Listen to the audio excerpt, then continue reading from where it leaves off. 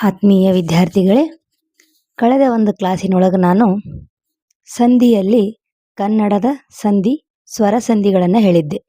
ಕನ್ನಡದ ಸ್ವರ ಸಂಧಿಗಳಲ್ಲಿ ಲೋಪ ಸಂಧಿ ಮತ್ತು ಆಗಮ ಸಂಧಿ ಬಗ್ಗೆ ಹೇಳಿದ್ದೆ. ಈ ಒಂದು ಕ್ಲಾಸಿನೊಳಗೆ ಕನ್ನಡದ ವ್ಯಂಜನ ಸಂಧಿ ಬಗ್ಗೆ ನಾನು ಹೇಳ್ತಾ ಇದ್ದೀನಿ. ವ್ಯಂಜನದ ಮುಂದೆ ವ್ಯಂಜನವು ಬಂದು ಅಥವಾ ಸ್ವರದ ಮುಂದೆ ವ್ಯಂಜನವು ಬಂದು ಸಂಧಿಯಾದರೆ ಅದನ್ನು ವ್ಯಂಜನ ಸಂಧಿ ಎನ್ನುವರು.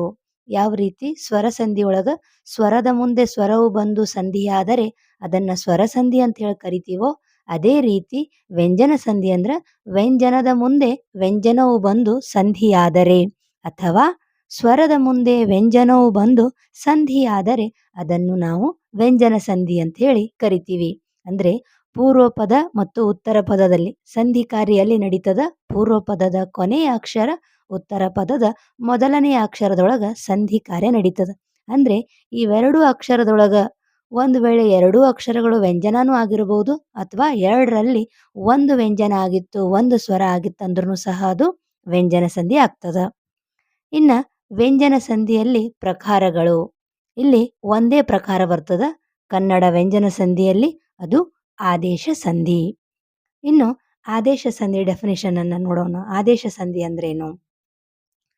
ವ್ಯಂಜನದ ಮುಂದೆ ವ್ಯಂಜನವು ಬಂದು ಸಂಧಿಯಾಗುವಾಗ ಉತ್ತರ ಪದದ ಆದಿಯಲ್ಲಿರುವ ಕ ತ ಪ ವ್ಯಂಜನಗಳಿಗೆ ಗ ದ ಬ ವ್ಯಂಜನಗಳು ಆದೇಶವಾದರೆ ಅದನ್ನು ಆದೇಶ ಸಂಧಿ ಅಥವಾ ಗದಬಾದೇಶ ಸಂಧಿ ಎನ್ನುವರು. ಅಂದ್ರೆ ಗ ದ ಬ ಅಕ್ಷರಗಳೇನಾಗ್ತಾವಿಲ್ಲಿ ಆದೇಶ ಆಗ್ತಾವ, ಅದಕ್ಕೆ ನಾವು ಗದಬಾದೇಶ ಸಂಧಿ ಅಂತೇಳಿ ನಾವು ಕರಿತೀವಿ. ಅಂದ್ರೆ ಇಲ್ಲಿ ನಿಯಮ ನೋಡ್ರಿ, ನೀವು ನಿಯಮ ಏನದ? ಇಲ್ಲಿ ಶಬ್ದಗಳನ್ನು ನಾವು ಬಿಡಿಸ್ತೀವಿ. ಶಬ್ದವನ್ನು ಕೊಟ್ಟಾಗ ಬಿಡಿಸ್ತೀವಿ. ಯಾವ ರೀತಿ ಬಿಡಿಸ್ತೀವಿ ಅಂದ್ರೆ ಒಂದು ಪೂರ್ವ ಪದ ಅಂತ ಬಿಡಿಸ್ತೀವಿ, ಇನ್ನೊಂದು ಉತ್ತರ ಪದ ಅಂತ ಬಿಡಿಸ್ತೀವಿ.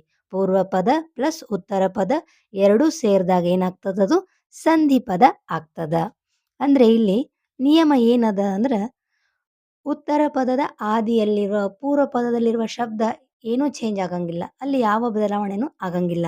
ಬದಲಾವಣೆ ಏನಾಗ್ತದಂದ್ರೆ ಉತ್ತರ ಪದದ ಆದಿಯಲ್ಲಿರುವ ಕ ತ ಪ ವ್ಯಂಜನಗಳಿಗೆ, ಉತ್ತರ ಪದದ ಆರಂಭದಲ್ಲಿ ಕದಿಂದ ಆರಂಭ ಆಗಿರ್ಬೇಕು ಶಬ್ದ, ಅಥವಾ ತದಿಂದ ಅಥವಾ ಪದಿಂದ ಆರಂಭ ಆಗಿರಬೇಕು. ಉತ್ತರ ಪದದ ಆದಿಯಲ್ಲಿ ಏನಿರಬೇಕು? ಶಬ್ದಗಳು ಕ ಮತ್ತು ತ ಪ ವ್ಯಂಜನಗಳಿಂದ ಆರಂಭ ಆಗಿರಬೇಕು. ಆದರೆ ಸಂಧಿ ಆಗುವಾಗ ಏನಾಗ್ತದ? ಕ ಇರುವಂತಹ ಸ್ಥಳದಲ್ಲಿ ಗ ಆದೇಶ ಆಗ್ತದ, ತ ಇರುವ ಸ್ಥಳದಲ್ಲಿ ದ ಆದೇಶ ಆಗ್ತದ, ಪ ಇದ್ರ ಅದು ಬ ಆದೇಶ ಆಗ್ತದ. ಅಂದ್ರೆ ಕ ತ ಪ ವ್ಯಂಜನಗಳಿಗೆ ಗ ದ ಬ ವ್ಯಂಜನಗಳು ಆದೇಶವಾದರೆ ಅದನ್ನು ನಾವು ಆದೇಶ ಸಂಧಿ ಅಥವಾ ಗದಬಾದೇಶ ಸಂಧಿ ಅಂತ ಹೇಳಿ ಕರಿತೀವಿ. ಯಾಕೆ ಗದಬಾದೇಶ ಅಂದ್ರೆ ಅಲ್ಲಿ ಗ ದ ಬ ಅಕ್ಷರಗಳು ಗ ದ ಬ ವ್ಯಂಜನಗಳು ಆದೇಶ ಆಗ್ತಾವ, ಅದಕ್ಕೆ ನಾವು ಗದಬಾದೇಶ ಸಂಧಿ ಅಂತ ಹೇಳಿ ಕರಿತೀವಿ. ಉದಾಹರಣೆಗಳನ್ನು ನೋಡಿ ನಿಮಗೆ ಅರ್ಥ ಆಗ್ತದ. ನೋಡ್ರಿ, ಮೊದಲನೇ ಉದಾಹರಣೆ ಹೊಸ ಪ್ಲಸ್ ಕನ್ನಡ ಹೊಸಗನ್ನಡ. ಇಲ್ಲಿ ಹೊಸ ಅನ್ನೋದೇನು? ಪೂರ್ವ ಪದ. ಕನ್ನಡ ಅನ್ನೋದೇನು? ಉತ್ತರ ಪದ. ಎರಡೂ ಶಬ್ದಗಳನ್ನು ನಾವು ಕೂಡಿಸಿ ಹೊಸಗನ್ನಡ ಅಂತ ಹೇಳ್ತೀವಿ. ಇದು ಸಂಧಿ ಪದ. ನಿಯಮ ಏನು ಹೇಳ್ತದಂದ್ರೆ ಪೂರ್ವ ಪದದಲ್ಲಿ ಯಾವುದೇ ಬದಲಾವಣೆ ಆಗಂಗಿಲ್ಲ. ಉತ್ತರ ಪದದ ಆದಿಯಲ್ಲಿರುವ ಕ ತ ಪಗಳಿಗೆ ಇಲ್ಲಿ ಹೊಸ ಪ್ಲಸ್ ಕನ್ನಡ, ಉತ್ತರ ಪದ ಯಾವುದು? ಕನ್ನಡ ಅನ್ನೋದು ಉತ್ತರ ಪದ. ಕನ್ನಡ ಇಲ್ಲಿ ಉತ್ತರ ಪದದ ಆದಿಯಲ್ಲಿ ಕ ವ್ಯಂಜನದ. ಹೊಸ ಪ್ಲಸ್ ಕನ್ನಡ ಸಂಧಿಯಾಗುವಾಗ ಏನಾಯ್ತು? ಹೊಸ ಇದು ಪೂರ್ವ ಪದ, ಯಾವ ಬದಲಾವಣೆನೂ ಇಲ್ಲ. ಕನ್ನಡ ಇದೇನಾಯ್ತು? ಇಲ್ಲಿ ಗನ್ನಡ ಆಯ್ತು. ಹೊಸ ಗನ್ನಡ. ನಾವು ಹೊಸ ಕನ್ನಡ ಅನ್ನಂಗಿಲ್ಲ, ಕೂಡಿಸಿ ಹೇಳುವಾಗ ಹೊಸ ಗನ್ನಡ ಅಂತ ಹೇಳ್ತೀವಿ. ಅಂದ್ರೆ ಇಲ್ಲಿ ಕ ಕಾರಕ್ಕೆ ಏನಾಯ್ತು? ಗ ಆದೇಶ ಆಯ್ತು. ಹೌದಾ? ಇದಕ್ಕೆ ನಾವು ಆದೇಶ ಸಂಧಿ ಅಂತ ಕರಿತೀವಿ. ಎರಡನೇ ಉದಾಹರಣೆ ತಲೆ ಪ್ಲಸ್ ಕೂದಲು ತಲೆಗೂದಲು. ಮತ್ತೆ ಇಲ್ಲಿ ಉತ್ತರ ಪದದ ಆದಿಯಲ್ಲಿರುವ ಕ ಕಾರಕ್ಕೆ ಗೂದಲು ಅದೇ ಸ್ಥಳದೊಳಗೆ ಅದೇ ಸ್ವರವನ್ನ ಪಡ್ಕೊಂಡಿರ್ತದೆ, ಏನೂ ಬದಲಾವಣೆ ಇಲ್ಲ. ಅಲ್ಲಿ ಏನಾಗ್ತದ? ಕ ಜಾಗದೊಳಗ ಗ ಆದೇಶ ಆಗ್ತದ. ತಲೆ ಪ್ಲಸ್ ಕೂದಲು ತಲೆಗೂದಲು. ಹುಲ್ಲು ಪ್ಲಸ್ ಕಾವಲು ಹುಲ್ಲುಗಾವಲು. ಹುಲ್ಲು ಕಾವಲು ಅನ್ನಂಗಿಲ್ಲ, ಹೌದಾ? ಹುಲ್ಲು ಗಾವಲು. ಕಾವಲು ಹೋಗಿ ಏನಾಯ್ತು? ಇಲ್ಲಿ ಗಾವಲು. ಕ ಗ ಆದೇಶ.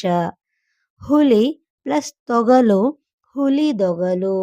ತೊಗಲು ಏನೈತಿ ಇಲ್ಲಿ ದೊಗಲು ಅಂದ್ರೆ ಮತ್ತೇನಾಯ್ತು ಇಲ್ಲಿ ತಕಾರಕ್ಕೆ ದ ಆದೇಶ.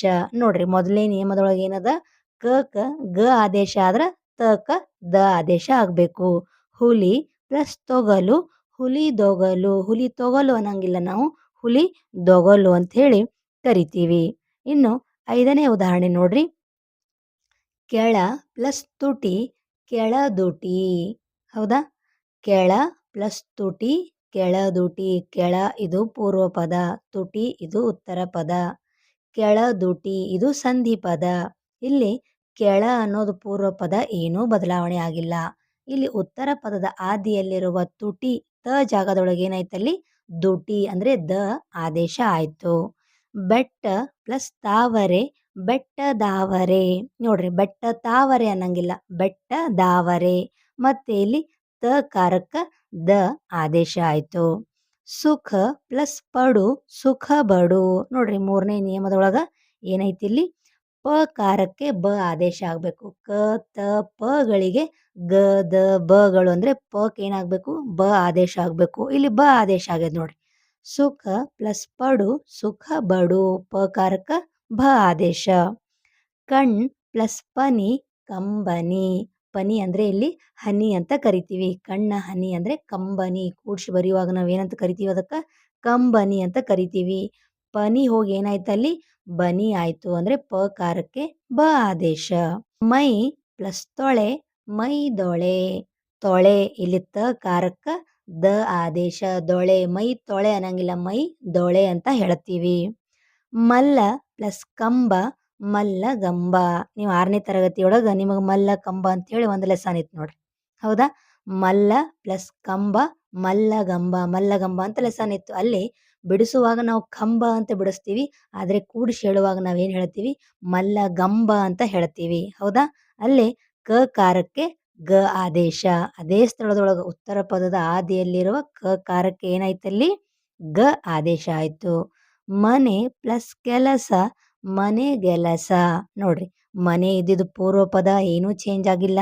ಕೆಲಸ ಇದು ಉತ್ತರ ಪದ. ಉತ್ತರ ಪದದ ಆದಿಯಲ್ಲಿ ಯಾವ ವ್ಯಂಜನ ಅದ ಕ ವ್ಯಂಜನ ಅದ. ಸಂಧಿಯೊಳಗೆ ಏನಾಯ್ತು ಉತ್ತರ ಪದದ ಆದಿಯಲ್ಲಿರುವ ಕಕಾರಕ್ಕೆ ಗ ಆದೇಶ ಆಯ್ತು. ಇದು ಆದೇಶ ಸಂಧಿ. ಮನೆ ಪ್ಲಸ್ ಕೆಲಸ ಮನೆಗೆಲಸ.